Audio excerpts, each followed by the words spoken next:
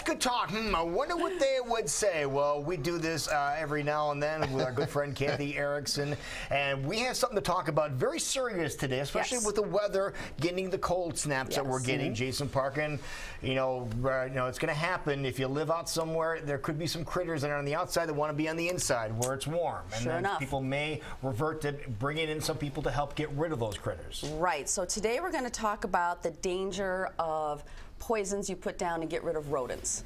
So I have a photo of a dog friend of mine, and this is Schmeeps. Oh, Schmeeps could not be cuter if he tried. Schmeeps has a big hand coming out of his chest. Well, that's Dustin's hand. That's Schmeeps' pet parent there. But Schmeeps had an incident that I learned about that made me realize that there was some information we should share. Schmeeps' owners had an exterminator come out. And they didn't realize that the exterminator had put down rat and mouse poisons. I think they thought that there were going to be live traps, and they live on a farm out in Colfax, and they have a nice big place, and they you know, when you live on a farm, I live on a farm, and you know, the little mice like to come visit because they live everywhere out there. So they found one day that Schmeeps had gotten into something, and I think he must have had the holder or something with him. So these are consumable, this is consumables for rodents. Right, and they're called LACs, long-acting anticoagulants. That's the most common kind. Okay. So and what happens is, if you don't know, the way poisons work for mice and rats is that it causes them it causes their blood not to clot, and they bleed out, and they go off and die. Just bleed out. Right, exactly. Well, you can imagine the problem if your dog gets into that. And the interesting thing about this is what people don't realize is that the dogs already have the coagulants in their system. So your dog can get into this stuff, and you're not going to actually have the violent reaction for about 2 to 3 days. So if you have the vets really recommend don't have this down. Use the live traps if you can, and you know, use the live traps and get them out the door, and you know, rehome them, rehome them over to your neighbor's relocate house. them. Yeah, exactly. But if they do get into this, and you, what I'm happy to tell you about Schmeeps is that Schmeeps is alive and doing well because his owners found that he'd gotten into it, knew that there was an antidote to this, which I was not aware of. So I thought if your dog got into this, it was all curtains. over. Yeah, it was curtains. Well, it turns out that, well, first of all, I want to tell you about the symptoms.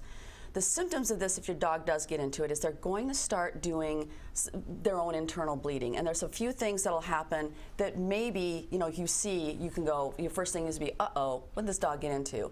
And the whites of their eyes might turn red because they have some bleeding there.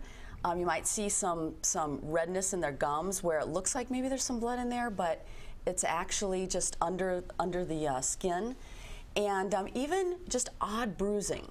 You know, odd bruising that might show up, you know, you might see it on their belly. You know, a lot of them are giving our dogs belly rubs or whatever, but odd bruising, those are all signs that, you know, as a pet owner, we all need to say, hey, wait a minute, that's odd, and maybe we need to get to the vet right now. Because because of what's in their system, it won't happen immediately, but it will happen gradually, and once you hit a certain point, there is a point of no return. Wow. So what you want to do is get them to the vet, because the vet will test the anticoagulants in the pet's blood. They have a very specific test for this, and it has a 2-tier approach. And once they find out that that's the case, pretty much, if that's going on, pretty much they know they've gotten into a poison. And they will start a regimen of vitamin K1. Now, vitamin K1 coagulates the blood again. Okay. So what they'll do is they'll give your dog an injection.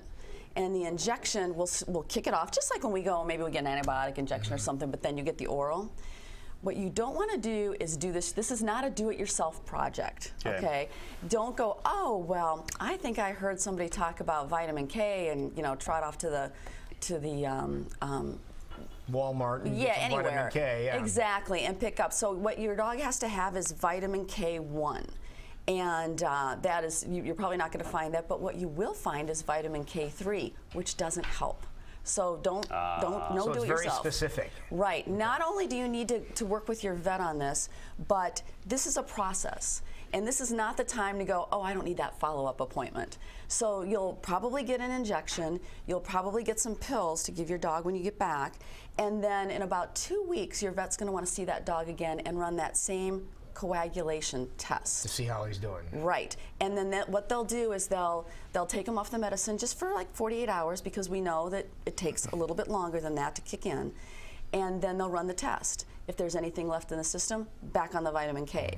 And then they'll do that for probably another couple weeks, and then they'll do one more test. So again, not time to second guess the vet, because you've got to get this all out of the dog's system. Wow. Okay. Yeah. And another thing about this is that you may not have that in your home, but if your dog, again, I live on a farm and my dogs are out.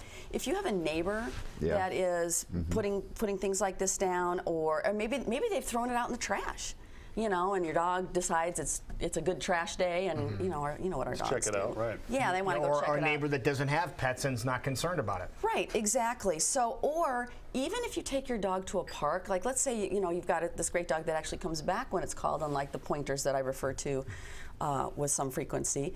There are some parks that'll even use different types of poisons to get rid of raccoons, possums, gophers, squirrels, and they may even use the real tough stuff. There's the over-the-counter stuff that we buy for our homes that we've all seen exactly.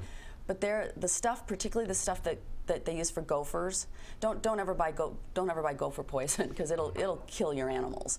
And there is no hope. There is no antidote. There's nothing that can help at that point. Wow. So you want to stay away from those. The other thing to keep in mind is so many people we know are on blood thinners.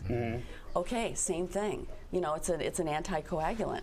So if your dog gets into your medication, again, just don't fool around. Don't put it under the sink. Don't put it under the Don't put it under sink. the Don't sink. throw away the last unused part.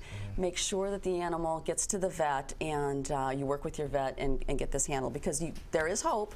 I didn't know that. I always thought once they got in it, you were done.